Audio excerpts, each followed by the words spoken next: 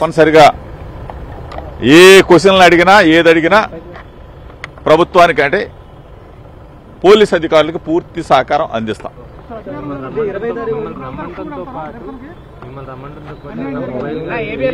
ఏది కావాలంటే ఏముంటుంది, ఏమన్నా దాపరికం ఉంటుందా, దాచుకోవడానికి ఏమైనా ఉంటుందా? నా ఫోను నేను వాడేదే కదా. జోగి రమేష్ రాజకీయ నాయకుడు, ఆ రోజు ఎమ్మెల్యేగా ఉన్నాడు.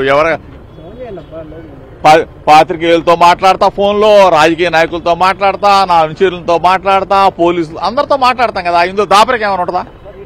ఏమైనా ఉంటుందా? ఏముండదు. దాపరికం దాచుకోవాల్సింది కూడా ఏముండదు. వాళ్ళు ఏదైతే ఏముందాడా? నిరసన తెలియజేయడానికి వెళ్ళాం. చంద్రబాబు నాయుడు గారింటికి నిరసన తెలియజేయడానికి వెళ్ళాం. ఎందుకు వెళ్ళాం? అయ్యన్న పాత్రుడు అనే వ్యక్తి జగన్మోహన్ రెడ్డి గారు, ఆనాటి ముఖ్యమంత్రి జగన్మోహన్ రెడ్డి గారిని ఉద్దేశించి అమ్మనాబూతులు, అమ్మల అంటే నాకు అసభ్యంగా సభ్య సమాజం తలదించుకునే విధంగా మాట్లాడిన భాషకి మనస్తాపం చెంది చంద్రబాబు నాయుడు గారి దగ్గరికి వెళ్ళాలా, చెప్పాలా? చంద్రబాబు నాయుడు గారికి 40 సంవత్సరాల రాజకీయ అనుభవం ఉంది.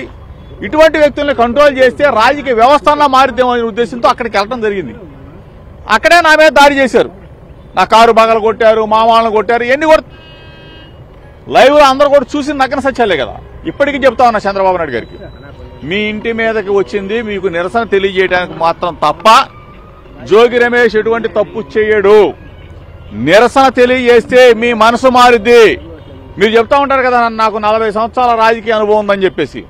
ఆ 40 సంవత్సరాల రాజకీయ అనుభవంలో అయ్యన్న పాత్రుడు లాంటి వాళ్ళని కొంచెం అన్నా కానీ బుద్ధి చెప్తారేమో అని చెప్పేసి వచ్చాం తప్ప మీ మీద దాళ్లుకో లేకపోతే గోండాయుధమో ఎప్పుడు అటువంటిది జోగి రమేష్ చరిత్రలో లేదు, ఉండదో, ఉండబోదు. బూతులు అనే పదాలు రావమ్మా. బూతులు ఎందుకు వస్తాయి? రాజకీయాలు చూడాలి కానీ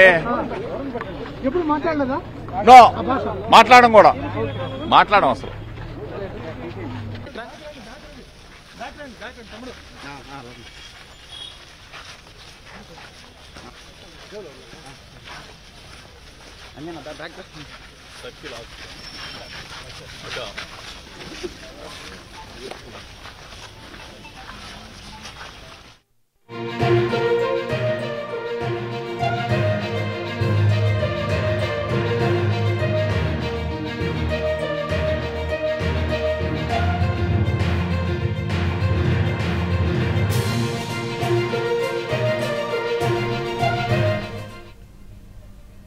రైట్, అది జోగి రమేష్ మాట్లాడడం చూసాము. కక్షపూరితంగా నన్ను, నా కుటుంబాన్ని వేధిస్తున్నారు, నేను నిరసన తెలపడానికి మాత్రమే అక్కడికి వెళ్లాను, వీటన్నిటి గురించి కూడా నేను ఏ క్వశ్చన్స్ అడిగినా కూడా సమాధానం చెప్పడానికి సిద్ధంగా ఉన్నాను. చంద్రబాబు ఇంటిపై దాడి కేసుకు సంబంధించి విచారణకు జోగి రమేష్ హాజరయ్యారు. ఏ క్వశ్చన్స్ అడిగినా సరే విచారణలో సమాధానం చెప్పడానికి నేను సిద్ధంగా ఉన్నానంటూ కూడా ఆయన మాట్లాడడం చూసాము. పోలీసులు ఏ వివరాలు అడిగినా కూడా ఇస్తా అంటూ కూడా జోగి రమేష్ చెప్పడం చూసాము.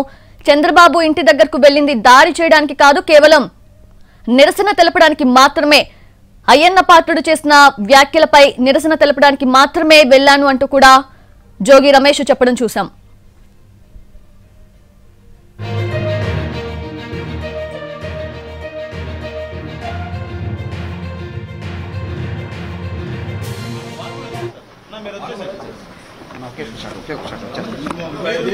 అయిపోయింది సార్, వచ్చేస్తాం.